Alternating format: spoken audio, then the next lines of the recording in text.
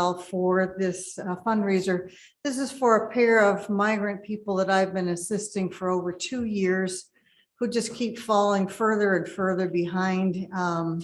They're now facing an eviction notice. So we're trying to help them raise the money to relocate back to New York City where they used to live, where they'll have a lot more services because the mother is in a wheelchair and they have a terrible time getting around in Rochester. So if anybody is so moved, you'll find the information in the church postings. Thank you very much.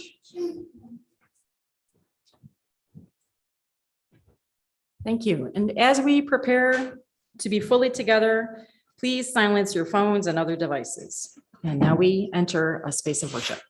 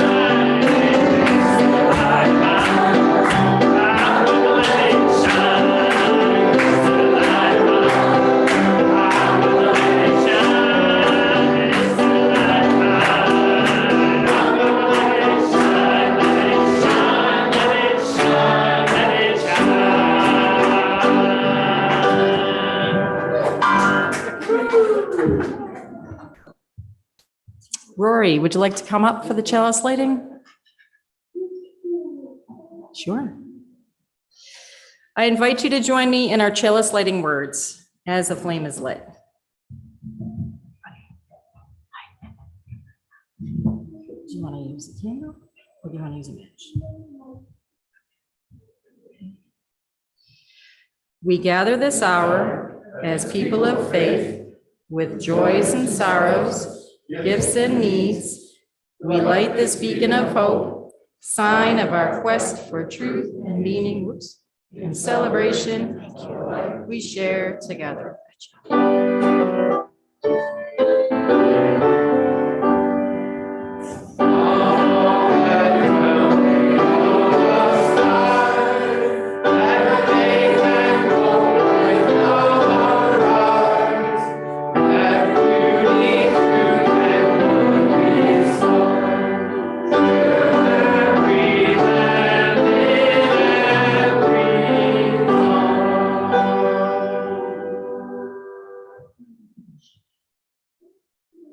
Good morning. Good morning. So I'm a night owl. That's the first thing you should know about me. When I first had a baby, I called my mom in those first few heady weeks of parenthood, and I asked her, Mom, when did I start sleeping through the night? And she told me, I don't know, do you sleep through the night? And I said, well, to be honest, I don't. She said, okay, well, we're still waiting on that one. I have pretty much adjusted my natural internal clock by force to sleep and rise when I'm expected to by society and like my children. But if I were left to my own devices without consequence, the hours my body would choose to keep would be in that quiet darkness when all the world is sleeping. There is something magical about staying up far, far into the night, reading or dancing or singing, and then something less magical about the regret of that in the morning. So I've mostly adjusted, but I do sometimes stay up a bit late. And then when I wake up at the luxurious hour of 9 a.m. on a Saturday morning, I stroll downstairs, often singing my favorite folk song, I like to rise when the sun she rises. And my husband looks at me sideways. He knows as well as I do that the only sunrise I care to see is the one I catch the long way around because I've stayed up all night to get to it. But I go on nevertheless, and I like to hear them wee birds singing.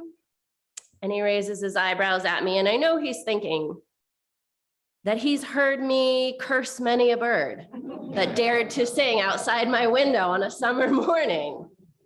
I am unfazed. I will sing the whole damn song about rambling in the new mown hay, when you better believe that the last chore that this former farm child ever wants to experience again is baling hay. I have visceral memories of the hot, sweaty, scratchy, never-ending work of turning sweet, soft spring grass into summer hay. But still I sing. Baling hay is one of those chores that only happens with a community. In my community, there was no one farming family big enough to bale their own hay, to mow and dry and bale and stack those bales in a barn. So we'd get together at someone's farm every weekend of August, baling their hay, and then they'd come and help us bale ours. And I think maybe if I'd known the song back then, the singing would have made it better. And I do think also that that's why we come to church. More importantly, this morning, that's why we make music in church. Because music, especially the music of community, the music of worship, is as much about who we could be as it is about who we actually are. Music holds all the hope and promise for us of a world as it ought to be, where the things we have to do might become the things we love to do. Music holds the power to transform even our lifelong frustrations into delights when we're able to sing together. And whatever song is in your hearts this morning, I invite you into this whole space with your whole song. Let us make a joyful noise together. Well, I like to rise when the sun she rises early in the morning, and I like to hear that small birds singing merrily upon the leyland, and hurrah for the life of a country boy, and to ramble in the new old hay.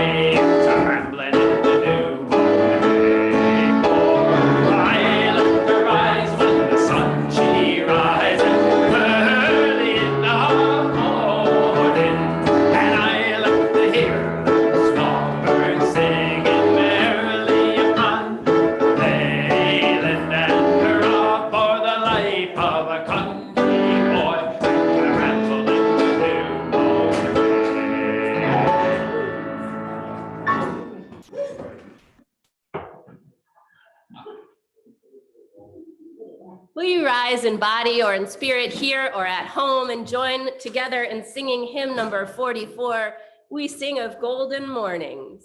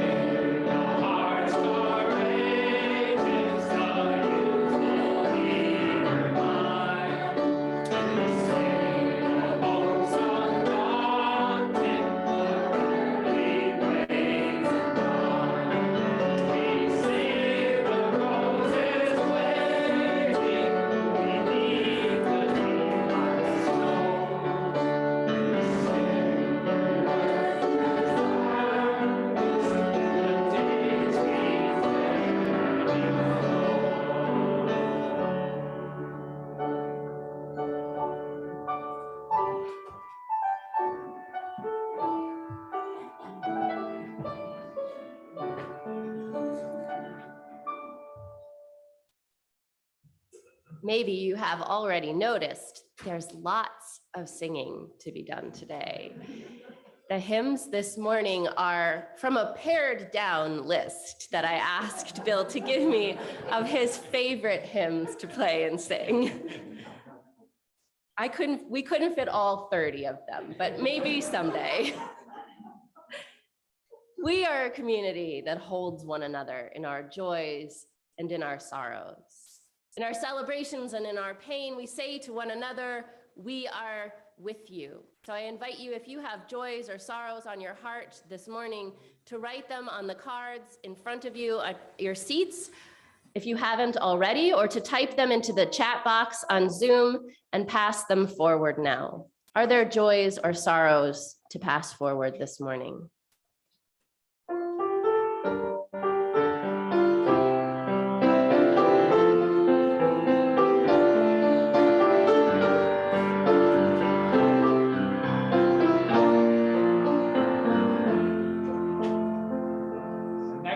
Number 354, we laughed, we cried.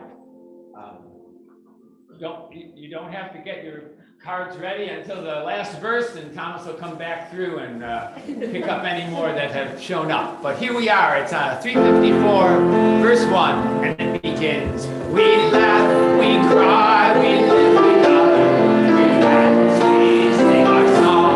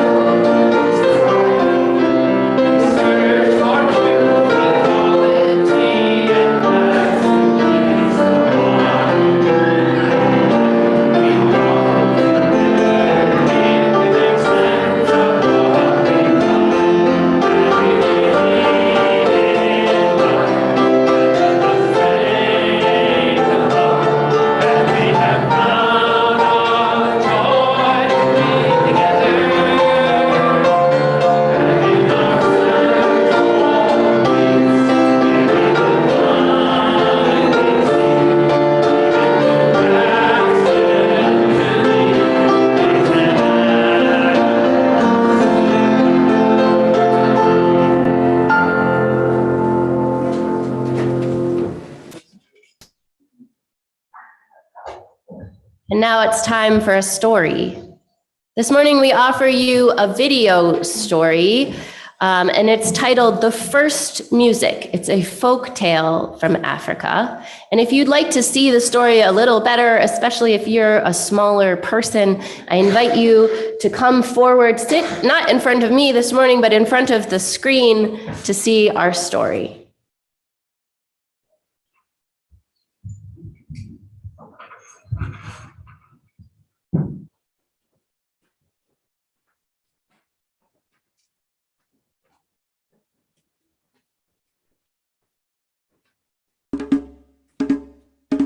The First Music, written by Dylan Pritchett, illustrated by Aaron Bennett Banks.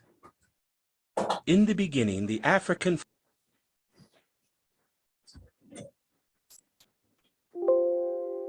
forest had many sounds.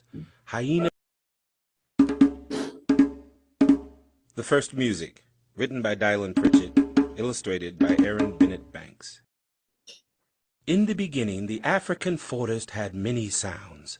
Hyena yelped, owl hooted, buffalo groaned, parrot screeched, monkey chittered, crocodile snorted. Only the frogs were silent.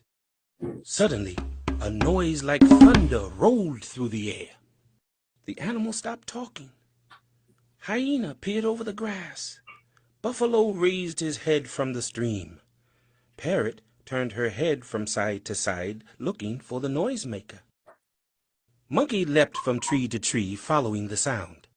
He found Elephant rubbing his back foot with his front one. "Who made that loud noise?" Monkey asked. "Me," Elephant moaned. "I stubbed my foot on this hollow log." Elephant started beating the log with his front foot. Other animals began to gather around. "I like that sound," said Elephant. He kept up the beat. Monkey listened to the rhythm. "I feel like moving," he said. Monkey began to sway back and forth. The leaves rustled as the branches rubbed together. Elephant pounded while Monkey danced. Such a pair. Crocodile raised his body out of the water. Crane flew down and perched on Crocodile's back. "Look at Monkey jumping up and down," Crocodile snorted. "It looks like fun. It sounds like fun too," Crane crooned. Crane began rocking back and forth. Crocodile shifted his body. Crane lost her balance and slid. Her sharp claws tinkled over the scales on Crocodile's back.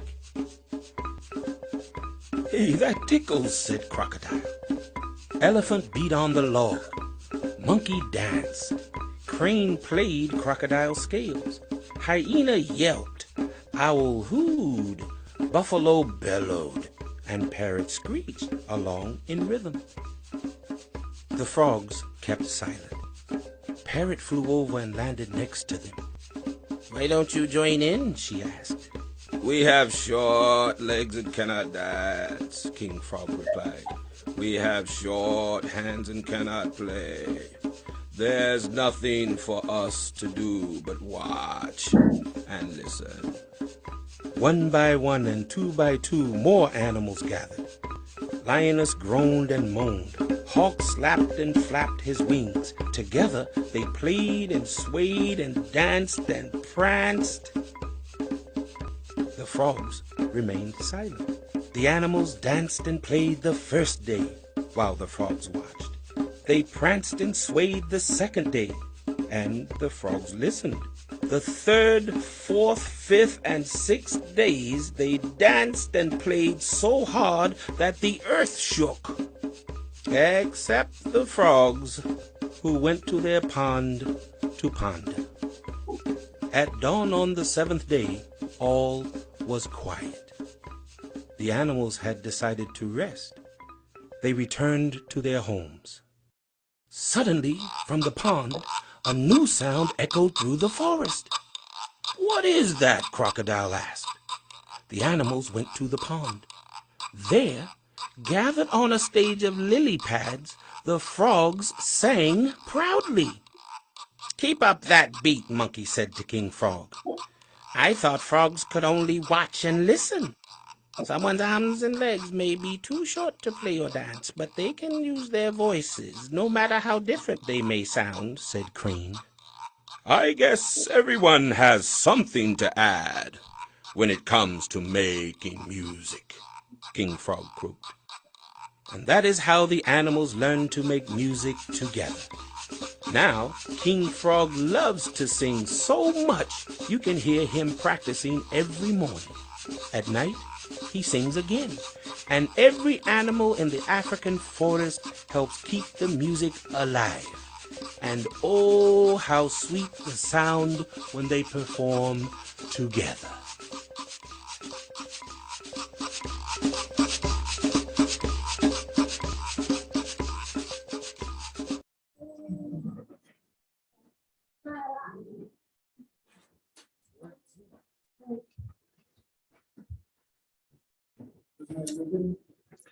Now is the time in our service when we join together in a spiritual practice of generosity. Our gifts support our church in its work. That work is summarized in our covenant. The covenant for UUCC states, in service of the values that unite us, we will recognize the inherent value of each person, foster a community of compassion and caring for all, value our diverse opinions, and engage respectfully in all interactions.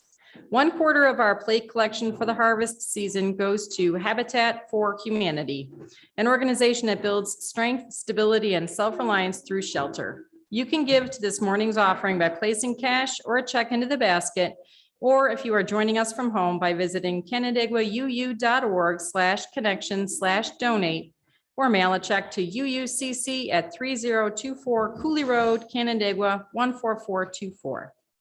Please make a note that your gift is intended for today's offering. We now gratefully accept your offering. And while the offering is being collected, we'll have another song. It's 163, For the Earth Forever Turning.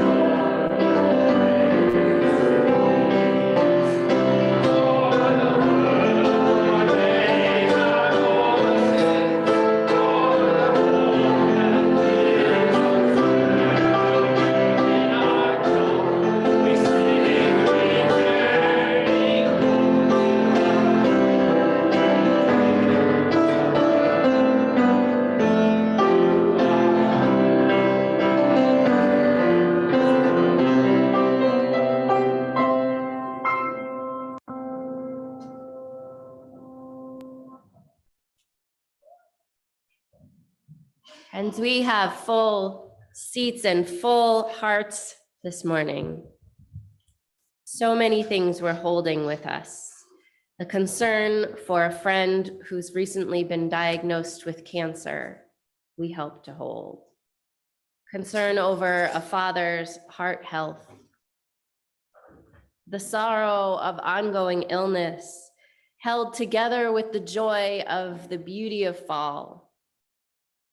We share in the joy for a trip to meet an old friend and for lots and lots of music. Again, we share in the joy of Ellie and Mark expecting a new grandbaby, and Pat fitting into her new independent living home. We share a fat stack of joys for being together, for seeing loved ones we haven't seen in a long time or we only saw a few days ago. And we share the gratitude. I know I share the gratitude of how well we love one another here. We have several joys that Kaya and Will are here, and joy after joy for our music, for Bill, for Bill, for Bill, and all of the beautiful music he brings us. For all of these things we hold in our hearts, and those things that we hold deep in the silence, not ready to be spoken, Laura will drop a stone now, and we say to one another, we are with you. We are with you. And now is the time in our service for centering and meditation, followed by some shared silence. I remind us, of course, that by shared silence, we mean the absence of grown-ups talking to one another so that we can listen more closely to the sounds of life, the wiggles and giggles of our children, the cars and the wind rushing past outside these walls, the breath of our neighbor beside us, the beating of our own hearts. Take a deep breath in as we prepare for centering now. Our meditation this morning is offered by our Minister Emerita, the Reverend Maureen Titchener.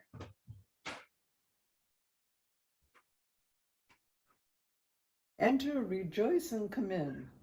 Yes, we are together in person and online to sing as we enter and as we gather to worship and as we leave. Music and words connect us to something greater within ourselves and has been proven to enrich our spirituality. Listening to choirs, operettas, concerts too, can set us free from worrisome thoughts and fears, filling us with hopefulness and comfort. Singing together here in this community, we are sharing our thoughts, our breaths, and our hearts, and the essence of life. We leave with more secure feelings, knowing that in a world where we can be anything, we will be kind, and we will receive kindness from many others. Music is a universal language that reaches everyone and can touch people's lives in a deep way. It connects to our souls and spirits through the voice and the instrument. A few years ago, I visited a long-time and dedicated member of this church, Cynthia Massey, at Light Hill, where her life was ending. At one time, she reached across to me and touched my hand and said, "I miss going to church and singing with everyone, and Bill playing the piano so beautifully and singing with us. He lifted my spirits." "Yes," I said, "I understand. Our singing the inspirational hymns in our hymnals with Bill lifts all of our spirits, giving us great hope, love, compassion, and inspiration." Music creates and inspires the soul, and the words inspire the mind. So life is a song. Sing it.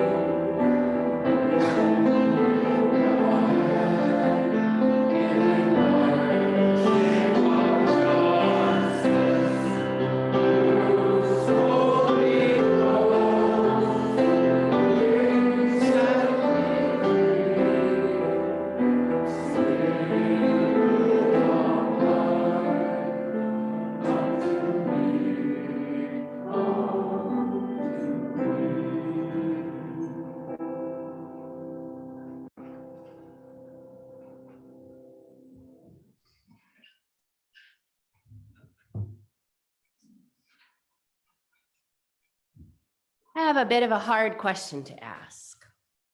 Would you raise your hand if you've ever been told that the way you make music, your playing or your singing, is not good enough to share, even if you told it to yourself?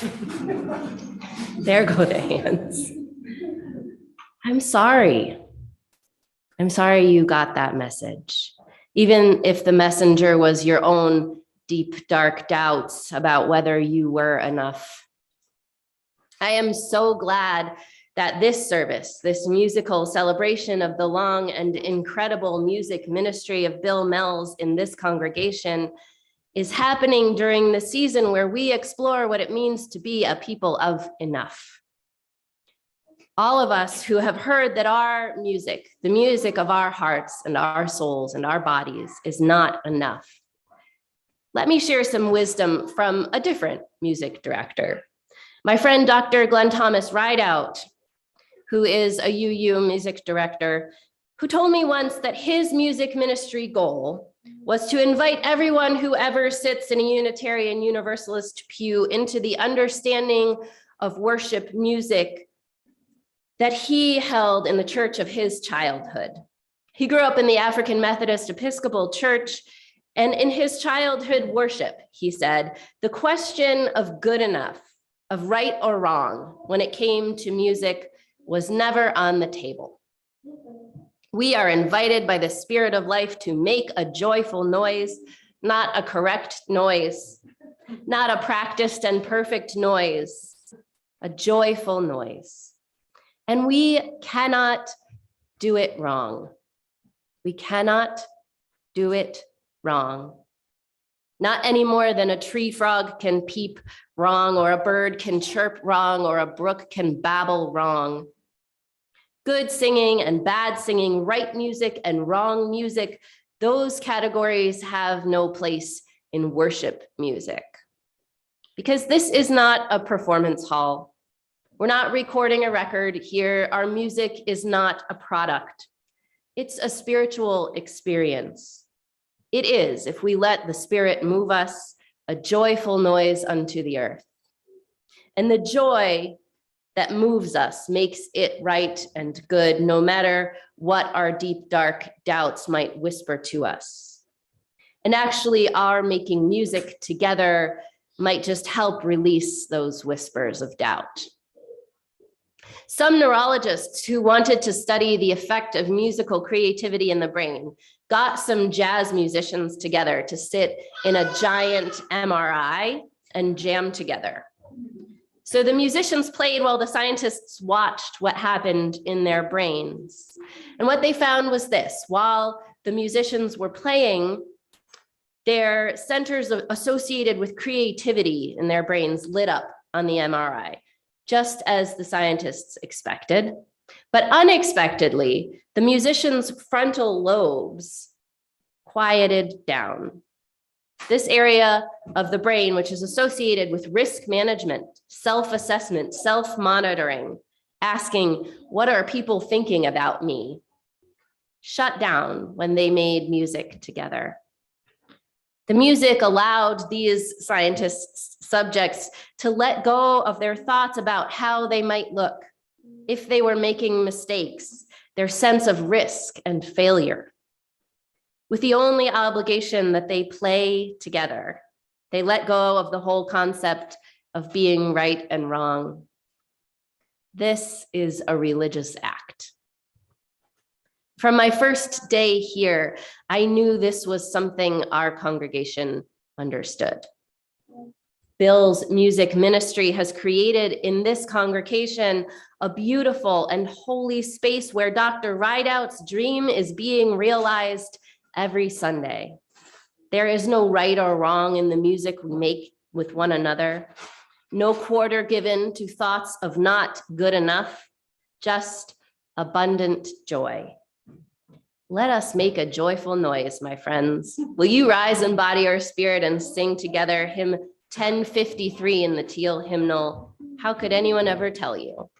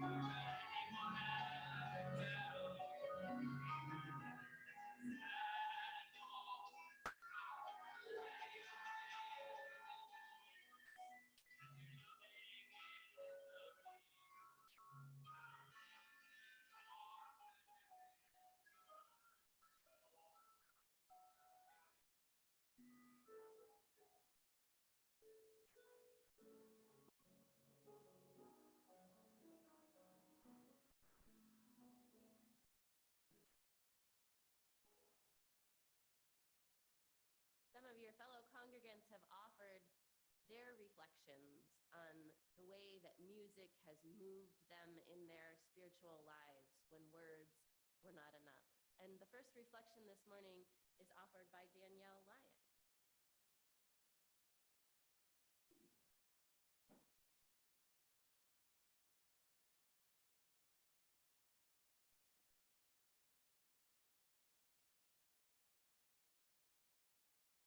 Some of my earliest and fondest memories of church are of the music. As I was young and learning to read, keeping up with the lyrics of the hymns was sometimes frustrating, but the joy of singing together is one that kept growing. The confirmation verse I chose was, "I will sing unto the Lord because he has been good to me." And it's hard to imagine a Sunday morning without the spark of song. All those years ago, when Bill was just getting started as music director, he was Mr. Mells to me and the other students at Canandaigua Primary School. Obviously rock star status. And it was years before I knew he and Raffi were different people. I remember the circles we sat in and the joy of learning and making music together. When I first came to UUCC, it was new and familiar at the same time. Many of the hymns in our hymnal are a familiar tune with slightly or very different words. And here I found many people I had previously met and admired. One thing I love about Bill is the way he has kept a sense of adventure and play throughout his life and career. Thank you, Bill, for all the music you make and share with us.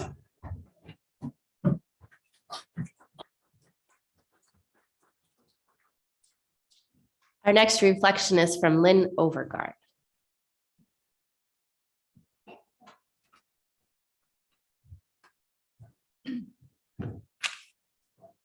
As far as I'm concerned, one of the best reasons to come to church is the singing together with others with enthusiasm.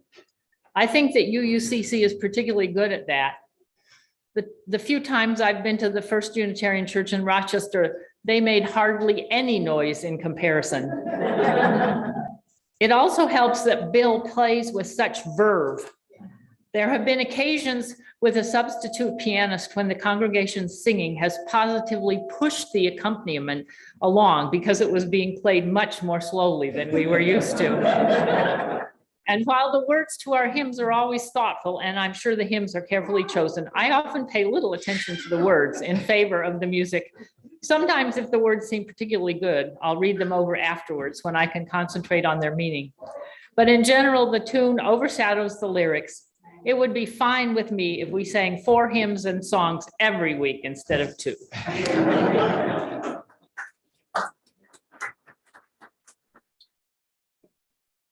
Will you join with me in singing once again? Please rise in body or in spirit, here or at home, and let's sing together hymn number 168 in the gray hymnal, One More Step.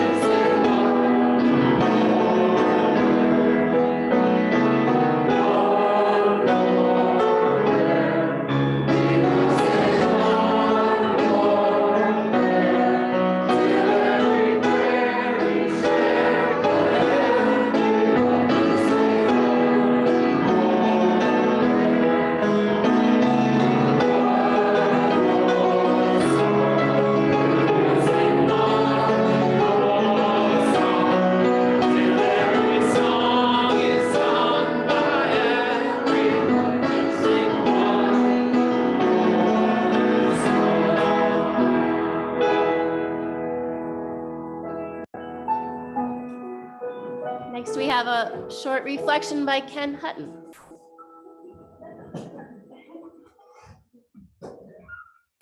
Music in my life. I picked up playing the guitar as a teenager.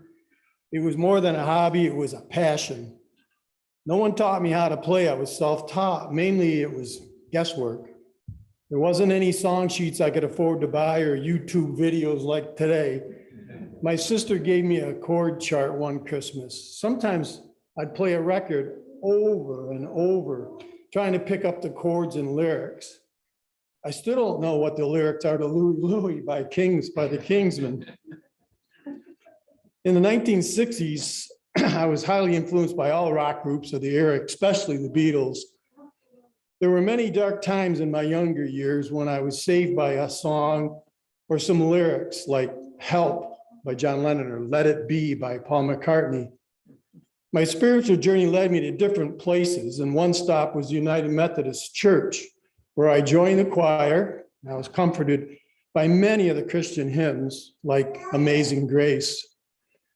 Another way stop on my journey was a Unitarian Universalist Church of Canandaigua.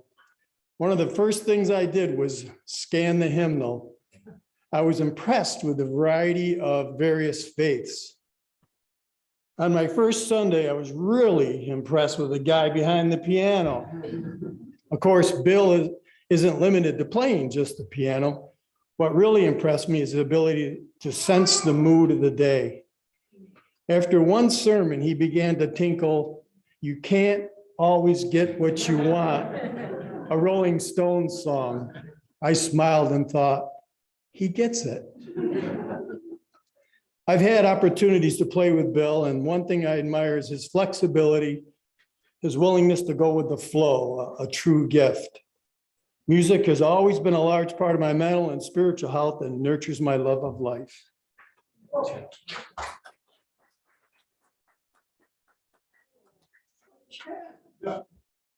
I agree with everything you said, but I think it should be. Well, come on up here.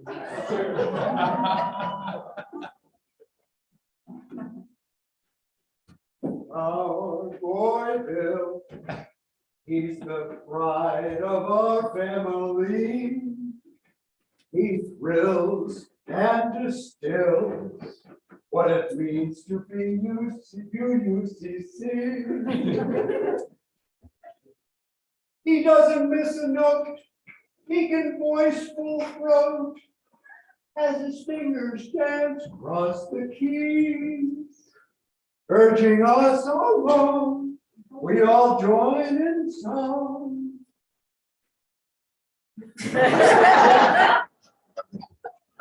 Raising up a fine melody. Oh, none can compare when it comes to Bill's care. Blending spirit with rare harmony.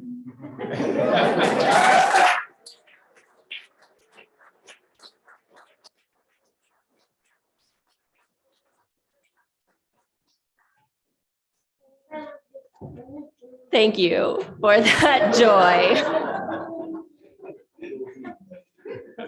Sometimes the joy in music lies deep under layers of what feel like heaviness.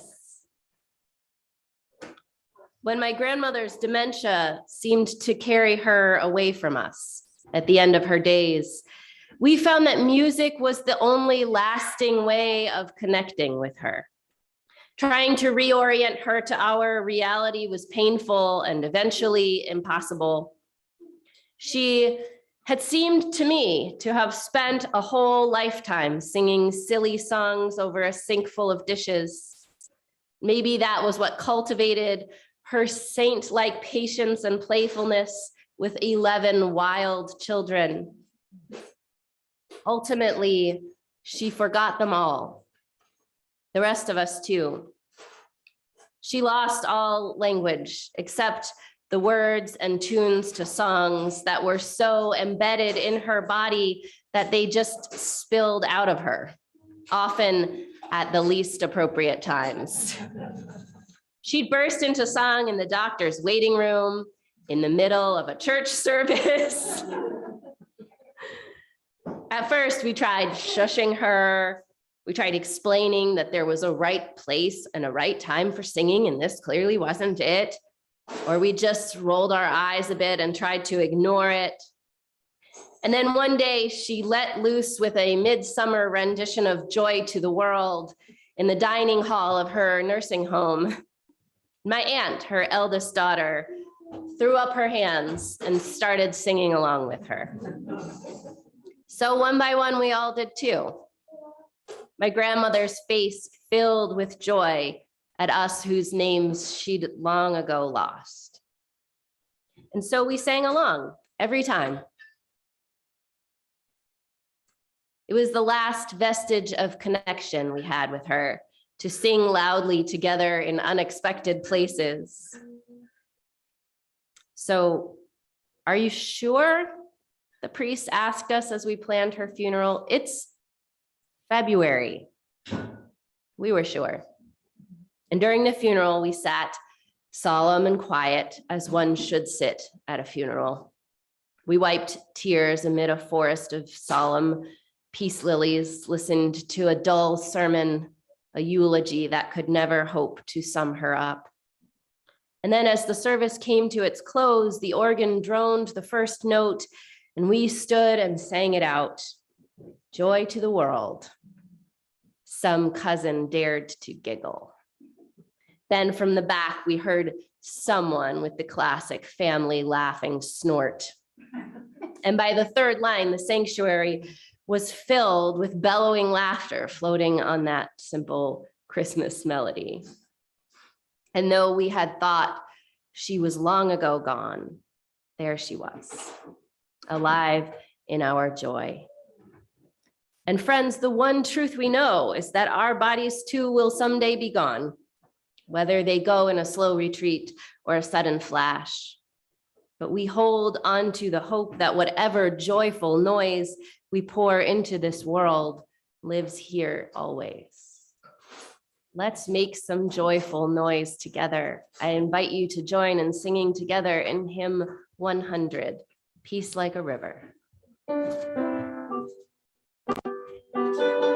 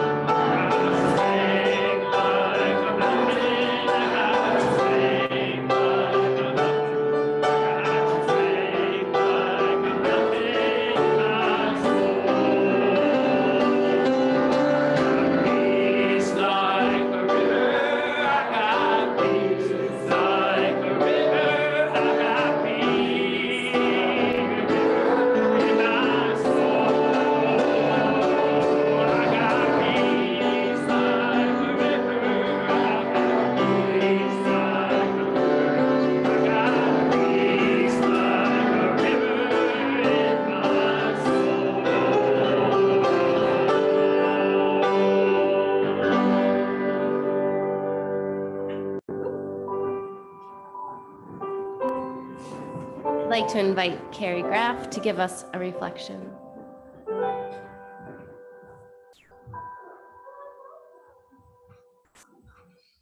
I have been a member here at UUCC for just about a decade now, which seems like a long time until I realize it's only 1/3 of the time that Bill Miles has been our music director here. Well, I haven't made it to every single service every week in those 10 years. I've been here for most of them, and I'm figuring about 450 services or so altogether. And I've heard many, many wonderful sermons here at UUCC during those years. Ones that have broadened my vision, ones that have soothed my soul, ones that have challenged me in many different ways. Almost every sermon here has changed me at least a little. Usually it has been for the better. But I have to say that I do not recall a single sermon that has brought me to tears, although Eileen's reflection this morning nearly did. Yeah. Yet the music of Bill Miles brings me to tears, not just tears in my eyes, but running full force down both of my cheeks about once a month, whether I knew I needed an embarrassing sob fest or not. Why is that? Why is it that when something gets reflected from spoken word into music, it enables us to feel in our hearts what we can only contemplate with our brains? I have no idea how music does that, but I damn sure know that it does, and that Bill Miles is a master at it. Yes, I can appreciate his many musical talents, especially his ability to learn new music with very little notice, since pretty much no one responsible for the service gets their music requests to him more than a few days in advance. Sorry about that, Bill. And of course, I appreciate his ability to sing while playing the piano or the guitar at the same time, a talent I woefully lack. But what I appreciate most about Bill is that whatever he plays or sings comes out of him from a place of pure, unbridled emotion, whatever that might be. Joy, sadness, longing, hope. That emotion comes through his playing and right into our hearts, allowing us to feel it too. He not only gives us permission and space to fill in our hearts what we have learned in our minds, he shows us how. He leads the way.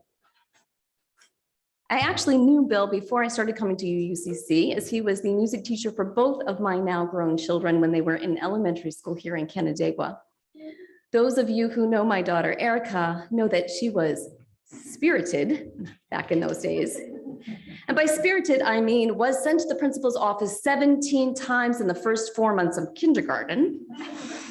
Her kindergarten teacher retired at the end of that school year, and it was not planned. Now, I am not saying that Erica is the reason she decided to retire unexpectedly. But anyway, Erica didn't like much about school back in those days, spending so much of it in the principal's office and all. But she never fought me about going into school in the mornings. And that always surprised me.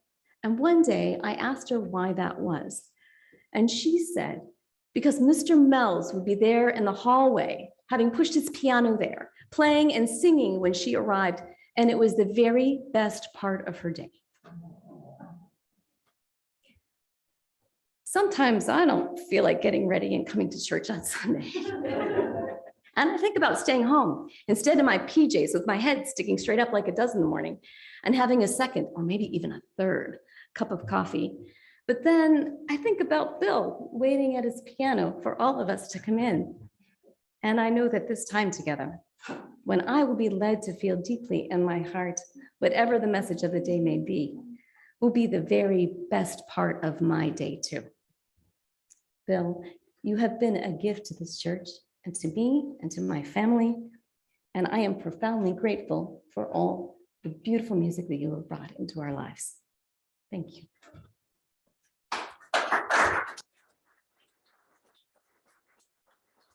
Nancy Reed has asked for me to help her with something that she would like to do here.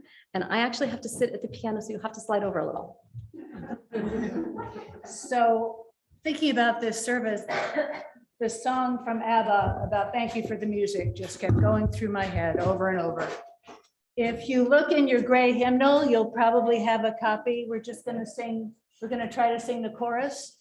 If you don't have one, if you need one, I have extra up here. Raise your hand.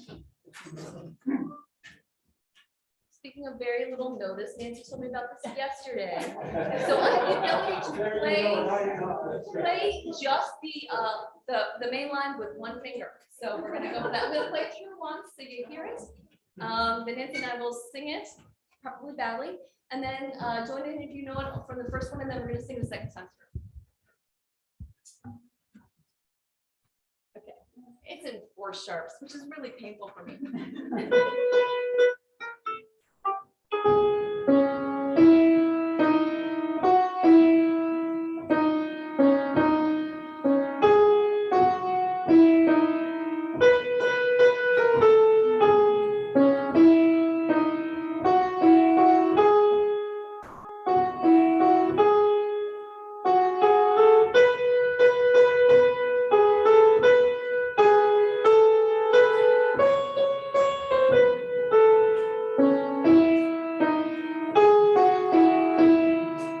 So please, if you know it, sing along with me the first and Carrie the first time. So I say music, the songs we're singing, thanks for all the joy they're bringing. Who can live without it? I ask in honesty, what would church be without a song to sing?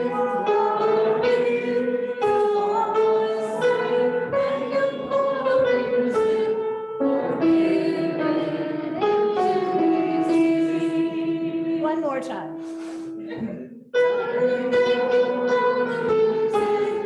Songs we're singing, thanks for all the joy they're bringing. Who can live without it? I ask in honesty, what would church be without a song to sing? What are we? So I say, thank you, Lord, music, for giving into music.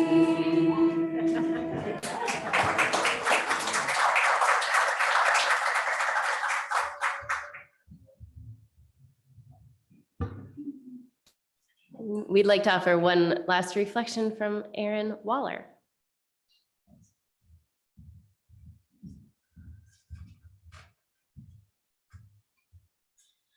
I worked as a waitress at Ruby Tuesday while I was in college. Our manager decided that he wanted us to be open for Thanksgiving. As you can imagine, none of the staff was really happy about this. Many of my coworkers were parents, so I volunteered to take a double shift so that the others could be with their families for the holiday. I was fortunate my family held a late dinner, so I could attend. I bartended and waited tables that day so we could have a smaller staff. As you can imagine, not many people came into Ruby Tuesday for Thanksgiving, but we did have a few customers trickle in throughout the day. One family, 2 young girls and their parents, came in and were visibly relieved that we were open. You see, they had just spent the entire day at the hospital down the road with an ailing relative, and Thanksgiving dinner was postponed.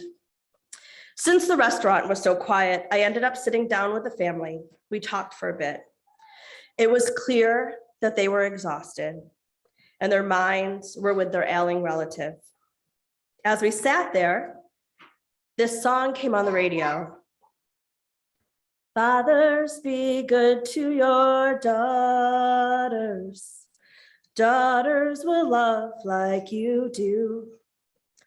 Girls become lovers who turn into mothers. So mothers, be good to your daughters too. I began to sing the song to the girls. They joined with me. I looked at their dad and said that someday he might just dance to this song with his girls at their wedding. We all smiled together and continued in song. What started as a stressful day ended with a delightful retreat at a restaurant with a little music from John Mayer. You see, the music lifted all of us in that moment and made the rest of the world fall away. That's what music does. That's part of the gift. That is what built us. Next, we have a gift of song from Reverend Rita Capizzi and her daughter, Helen. This video that you're about to see was recorded by Helen's congregation.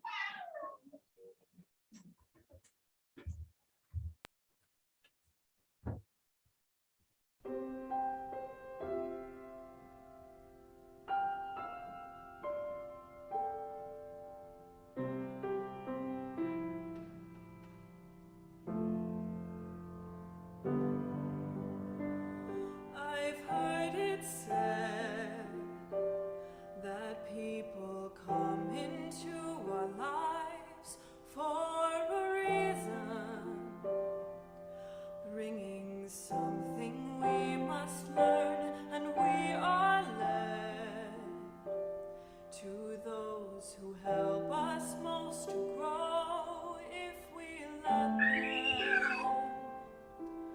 and we help them in return. Well, I don't know if I believe that's true, but I know I'm who I am today because I knew you. Like a comet pulled from orbit as it passes the sun, like a stream that meets a boulder halfway through the wood. Who can say if I've been changed for the better? But because I knew you, I have been changed for good. It will may be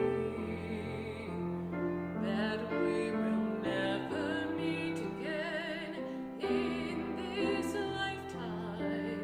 So let me say before we part, so much of me is made of what I learned from you. You'll be with me like a handprint on my heart, and whatever way our stories end, I know you'll have rewritten mine by being my friend. Like a ship blown from its mooring by a wind off the sea, like a seed dropped by a sky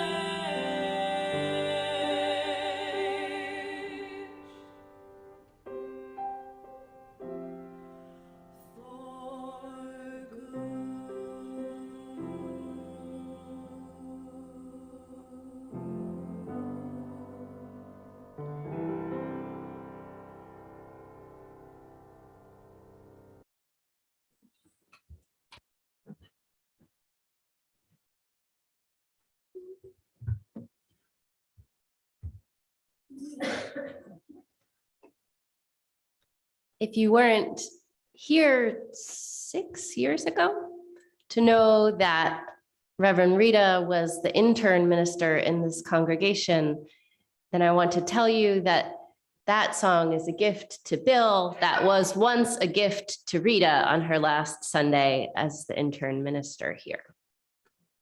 Thank you, Rita. I want to close with words by Maury Eldridge. It's called The Gospel Chorus. The gospel speaks to hope rising up from suffering. In the music, we are not alone. Each of our struggles is joined. A congregation of voices shares a battle with cancer, the loss of a parent, the struggles of a child. From the depths of pain, we look toward joy, toward gratitude, toward what we find worthy of praise. In the church where my mother took me as a child, we sang, "Let my people go." I loved the singing. For the beauty of the earth, my father took us hiking. I always preferred his cathedrals. The mountains where always I could see light shining through the cycles of our days, we sang as we climbed. I hear our imperative to go down and tell old Pharaoh with all our voices. For no matter how desperate our situation, how deep our debt, how grievous our loss, how hateful our transgressions, we can find something praiseworthy, something to make us grateful, some glimmer of hope, some promise of joy. That is the good news we sing. May it be so.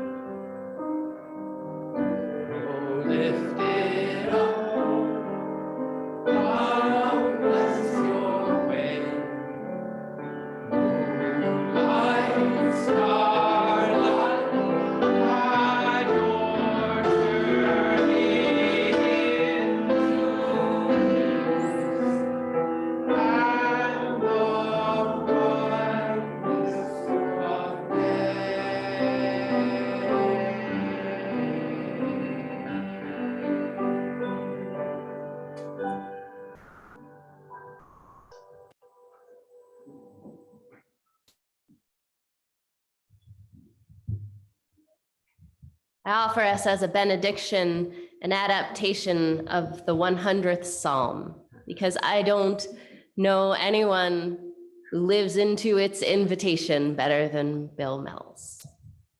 Make a joyful noise unto the earth, all ye people. Serve with gladness and come before the presence of the holy with singing. Amen.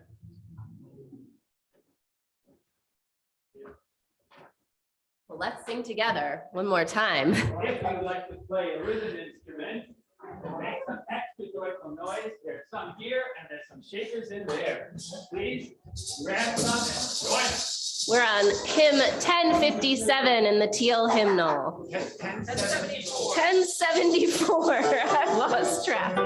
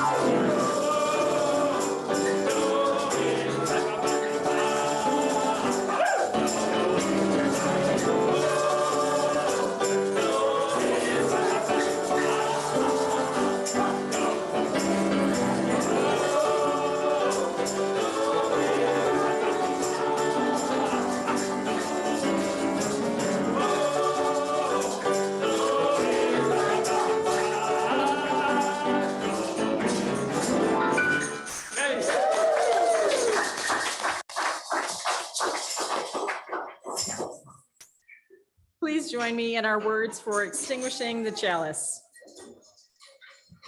We extinguish this flame, but not the light of truth, the warmth of community, or the fire of commitment. These we carry in our hearts until we are together again. Amen.